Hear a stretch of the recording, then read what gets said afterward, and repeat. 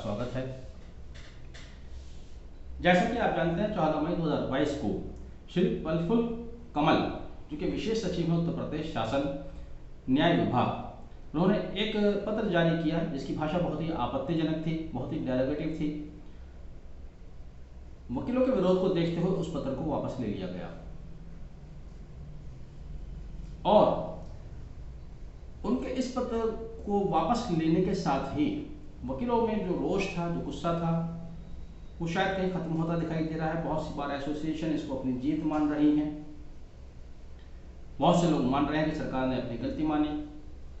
लेकिन एक बार अगर आप तीनों पत्रों को ध्यान से देखेंगे तो आपको महसूस होगा कि वकीलों को अपमानित करने का जो सिलसिला 14 मई के पत्र द्वारा जारी किया गया था वह अभी तक बदस्तूर चल रहा है। बल्कि जिस पत्र में निरस्तीकरण की बात की जा रही है उस पत्र के माध्यम से और उन्होंने अपने 14 मई वाले पत्र पर मोहर लगा दी है कि वास्तव में वकील अराजक होते हैं, वकील अराजकता फैलाते हैं।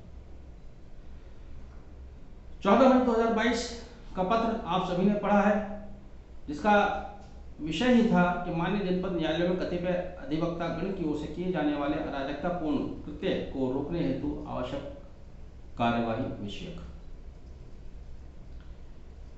तो इन महोदय ने, जो कि प्रफुल्ल कमल हैं, विशेष सचिव हैं, डिस्ट्रिक्ट जज भी रह चुके हैं, भाषा का चयन बहुत ही गलत किया। चूंकि किसी हो सकता है कि किसी अधिवक्ता ने कोई गलत कृत्य किया हो, किसी एक व्यक्ति, किसी एक अधिवक्ता के गलत कृत्य के लिए आप पूरे समाज को दोषी नहीं ठहरा सकते। पूरे प्रदेश भर में जहाँ लगभग 5 लाख अधिवक्ता पंजीकृत हैं, आपने सभी को एक ही डंडे से नाप दिया। आप यह भी भूल गए कि देश की आज़ादी से लेकर आज तक जब भी कोई बड़ा आंदोलन होता है, देश के ऊपर कोई समस्या आती है, चाहे वो संवैधानिक है या राजनीतिक है या सामाजिक है, उसमें अधिवक्ता समाज सबसे आगे बढ़ चढ़कर हिस्सा लेता है और समाज को सही रास्ता दिखाता है। इन्होंने केवल माननीय उच्च न्यायालय द्वारा दिए गए एक पीआईएल के निर्णय का हवाला दिया, जिसमें एक अधिवक्ता महोदय ने किसी वादी के साथ मारपीट की थी। वह वादी पीआईएल लेकर हाईकोर्ट गए। अधिवक्ता महोदय द्वारा अगर किसी व्यक्ति के साथ मारपीट की गई है, गलत की गई है, तो सब उसका भर्त्सना करते हैं, कोई उसका समर्थन नहीं करेगा। किसी भी प्रकार की किसी भी के द्वारा मारपीट की जाना या हिंसा किया जाना कोई भी व्यक्ति समर्थन नहीं करेगा, अधिवक्ता समाज बिल्कुल भी नहीं करेगा। लेकिन प्रश्न यह है कि जिस तरह की आपने भाषा का चयन किया वह आपका आपत्तिजनक था और बिल्कुल गलत था। अब आते हैं इनके 18 मई 2022 वाले पत्रांक पर, जो कि इन्होंने निरस्तीकरण जिसे कहा जा रहा है कि निरस्त कर दिया गया। विषय इसमें वही है जो 14 मई के पत्र का था। बीच में इन्होंने कोट किया है एक लेटर को। किसको कोट किया है? कहा है तत्संबंध में ही गृह पुलिस अनुभाग 3 उत्तर प्रदेश शासन द्वारा शासनादेश संख्या 636P/6/3 2022 दिनांक 15 मई 2022 जनपद में स्थापित न्यायालय परिसर न्यायिक अधिकारियों, वादकारियों आदि की मजबूत सुरक्षा व्यवस्था के संबंध में विस्तृत दिशा निर्देश के साथ निर्गत किया गया है। यहाँ पर प्रफुल्ल कमल ने कहा है कि जब शासन द्वारा वादकारियों की सुरक्षा के लिए पर्याप्त गाइडलाइन जारी किया जा चुका है, तो ऐसे में जो 14 मई का पत्र है उसके बने रहने की कोई जरूरत नहीं है, इसलिए उसको निरस्त किया जाता है। उन्होंने कहा इस संबंध में मुझे कहने का आदेश हुआ है कि गृह विभाग द्वारा निर्गत उपयुक्त विस्तृत शासनादेश दिनांक 15 मई 2022 के दर्शक अब न्याय विभाग द्वारा निर्गत उप संदर्भित शासनादेश दिनांक 14 मई को बनाए रखना आवश्यक प्रतीत नहीं होता। यानी कि इन महोदय को, इन अधिकारी महोदय को अपने द्वारा की गई गलती का एहसास नहीं है। जिस तरह की निम्न स्तर की भाषा इन्होंने प्रयोग की है उसका इन्हें एहसास नहीं है, बल्कि इनका तो कहना यह है कि शासन द्वारा वकीलों को सही करने का एक पत्र जारी कर दिया गया है, इसलिए अब मेरे पत्र की कोई जरूरत नहीं रही, उसको हम वापस ले लेते हैं। अब देखिए, जिस ये पत्रांक का हवाला दे रहे हैं जो कि 15 मई 2022 का है, सूचना संख्या 636P/6/3 2022, उस पत्रांक को देखिए। पत्रांक क्या कहता है? यह पत्र बिल्कुल मोहर लगा देता है कि वास्तव में वकीलों ने अराजकता फैलाई हुई है और उनसे बचाने के लिए न्यायिक अधिकारी गण को, वादकारियों को सुरक्षा देने के लिए पर्याप्त कदम पुलिस द्वारा उठाए जा रहे हैं और इसीलिए उन्होंने अपना 14 मई का पत्र वापस ले लिया है। देखिए, ये प्रेषक हैं अवनीश कुमार अवस्थी, जो कि अपर मुख्य सचिव उत्तर प्रदेश शासन। क्या लिखते हैं? जनपद विषय, जनपद में स्थापित न्यायालय परिसरों में न्यायिक अधिकारियों, वादकारियों आदि की सुदृढ़ सुरक्षा व्यवस्था के संबंध में। फिर सुन लीजिएगा, जनपद में स्थापित न्यायालय परिसरों, न्यायिक अधिकारियों, वाद कार्यों आदि। यानी कि यहाँ पर जो सुरक्षा प्रदान की जा रही है न्यायिक अधिकारियों को और वाद कार्यों को प्रदान की जा रही है, जिससे स्थापित हो गया कि वकील वाकई में अराजक होते हैं, वकीलों से इन लोगों को खतरा है, वाद कार्यों को न्यायिक अधिकारियों को खतरा है और उनको सुरक्षा प्रदान की जा रही है। साथ ही देखिए इन्होंने इसके पैरा 2 में लिखा है, कतिपय जिनमें ऐसे दृष्टांत सामने आए कई बार वादकारियों के मध्य आपस में या विरोधी पक्ष अधिवक्ताओं द्वारा मारपीट की घटनाएं की जाती हैं, जिससे अप्रिय स्थिति उत्पन्न होती है। इसके लिए वादकारियों की शिनाख्त करने के पश्चात ही न्यायालय परिसर में प्रवेश की अनुमति दी जाए। वादकारियों के वेश में अनुचित एवं व्यक्ति को प्रवेश न दिया जाए। इसी प्रकार कभी कभी अधिवक्ताओं के ड्रेस में अवांछनीय, यह अब तक बात सही है, इनको यही कहना चाहिए अधिवक्ताओं के ड्रेस में अवांछनीय लोग आ जाते हैं और जो इस तरह की अराजकता पैदा करते हैं। ये बात स्वीकार्य है, लेकिन अगर अधिवक्ताओं को आप कहें तो ये बात किसी भी तरह से स्वीकार्य नहीं होगी।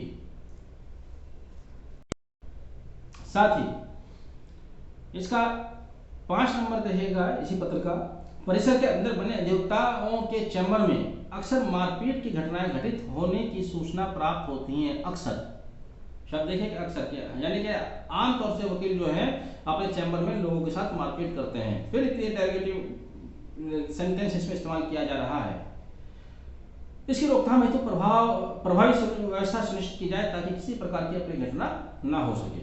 अब आइए 6 नंबर देखिए क्या लिखते हैं ये, न्यायालय में गवाही देने हेतु आने वाले गवाह एवं मुकदमों से संबंधित विवेचक जो न्यायालय में आते हैं उनसे भी दुर्व्यवहार की घटनाएं कारित होती हैं, जिसके कारण कानून व्यवस्था का खतरा बना रहता है। इस संबंध में ऐसे अधिवक्ताओं द्वारा जिनके द्वारा पुलिस अधिकारी के साथ दुर्व्यवहार किया जाता हो अथवा दुर्व्यवहार की आशंका हो के संबंध में जिला जज प्रशासन के अधिकारी को अवगत कराते हुए पुलिस अधिकारियों कर्मचारियों को भी सुरक्षा सुनिश्चित कराई जाए। अब पुलिस ही सुरक्षा मांग रही है तो बताइए अब समाज किसके पास जाएगा? वकील अराजक और पुलिस ऐसा है।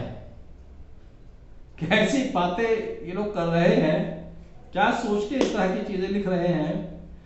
आपने लिख दिया कि पुलिस वाले जब गवाही देने आते हैं न्यायालय परिसर में उनके साथ दुर्व्यवहार होता है। अवनीश अवस्थी जी, आप तो प्रशासनिक अधिकारी हैं, मेरठ में भी रह चुके हैं, कभी आपने थानों का हाल देखा है? थाना परिसर में आम आदमी जाते हुए डरता है। थाना परिसर में किसी का कोई काम होता है, कोई पढ़ा लिखा शरीफ आदमी तो जाता ही नहीं। वो पहले अपने मोहल्ले पड़ोस में कोई दलाल ढूंढता है जिससे पुलिस वाले पैसे कमाते हैं, उनके माध्यम से वो थाने जाता है। कितनी विचित्र स्थिति है। वकील लोग भी थाने जाने से बचते हैं, लेकिन कभी कभी कुछ ऐसे मामले आए थे जो उनके पर्सनल हैं या बहुत जरूरी है, उनको जाना पड़ जाता है तो पुलिस वाले निहायत किस्म की बदतमीजी थाने के अंदर करते हैं। अवनीश अवस्थी जी, आपके पुलिस विभाग का अगर कोई चपरासी भी आ जाए किसी वकील के चैम्बर पर, वकील उसको बिठाता है, पानी पिलाता है, चाय ठंडा भी पिलाता है। और आपके पुलिस प्रशासन इतने नालायक लोग हैं, जब कोई वकील इनके जाता है किसी को बैठने के लिए चेयर तक नहीं देते, ऊट पटांग बातें करते हैं, जानबूझकर इस तरह की बातें करते हैं ताकि उसकी इंसल्ट फील हो, क्योंकि वो चाहते हैं कि जब वकील अगर बीच में आएगा तो उनकी दलाली रुक जाएगी। वो आम लोगों से जिन्हें मुलजिम बनाया जाता है, जो मुलजिम होते हैं, जो अपराधी होते हैं, उनसे जो कमाई करते हैं अवैध तरीके से, वो उनकी बंद हो जाएगी। लेटेस्ट चल रहा है 498 का मामला, मैट्रिमोनियल डिस्प्यूट्स। कोई भी व्यक्ति अगर चाहे, पहले बहुत मुश्किल होता है, कोई व्यक्ति अगर चाहे 20 धाराएं लगवाना चाहे तो 20 धाराओं में मुकदमा दर्ज करा सकता है। कोई भी व्यक्ति चाहे 50 व्यक्तियों के खिलाफ मुकदमा दर्ज करा जाए, 50 व्यक्तियों के खिलाफ मैट्रिमोनियल केस में मुकदमा दर्ज करा सकता है। क्यों? जब मुकदमा दर्ज करते हैं तब पैसा लेते हैं। जितने ज्यादा वो लोगों के नाम उसमें नेम्ड हो गए, अब वो आते हैं, साहब हमने तो कोई अपराध नहीं किया, हम दिल्ली रहते हैं, बनारस रहते हैं, ये घटना यहाँ की, हम तो वहां रहते ही नहीं। कहते ठीक है आपका नाम निकाल देंगे, अब आप पैसे दीजिए। इस तरह से आप पैसे कमा रहे हैं, थाने बिकते हैं, थानों की बोलियां लगती हैं और आप अधिवक्ताओं से डर की बात कहते हैं। बड़े अफसोस की बात है। आखिर में आइएगा 9 नंबर में कहते हैं न्यायिक अधिकारियों के आवासीय परिसर की सुरक्षा सुनिश्चित की जाए। ठीक है, अब यहाँ पे इन्होंने ये नहीं कहा कि इनको किस चीज से डर है, किससे डर है, लेकिन बात जब अधिवक्ताओं की चल रही है तो क्या वहां पर भी अधिवक्ताओं से इनको डर महसूस हो रहा है? कुल मिलाकर पहला पत्र जो कि 14 मई को जारी किया गया था, बेहद दुर्भावनापूर्ण गलत शब्दों का उसमें प्रयोग किया गया। उसके बाद 18 मई को 14 मई वाले पत्र को निरस्तीकरण की बात कहते हैं, जिसमें अपनी ना तो गलती मानते हैं, ना अपनी गलती का एहसास होता है उनको, बल्कि वो तो ये कहते हैं कि वैसी व्यवस्था बन गई है कि जिससे वकीलों को ठीक किया जा सकता है। इसलिए इस पर भी संतुष्टि होना जायज़ नहीं है। हमारी तरफ से इस पत्र का भी भारी विरोध दर्ज किया जाता है। हम चाहेंगे सरकार से, हम चाहेंगे लॉ मिनिस्टर से, हम चाहेंगे माननीय उच्च न्यायालय इलाहाबाद से कि वो इन तीनों पत्रों का संज्ञान लें और कोई ऐसा आदेश जारी करें जिससे समाज में, खास तौर से अधिवक्ता समाज में एक विश्वास पैदा हो, एक सद्भावना का माहौल पैदा हो। वीडियो आपने आखिर तक देखा, thank you, have a nice day.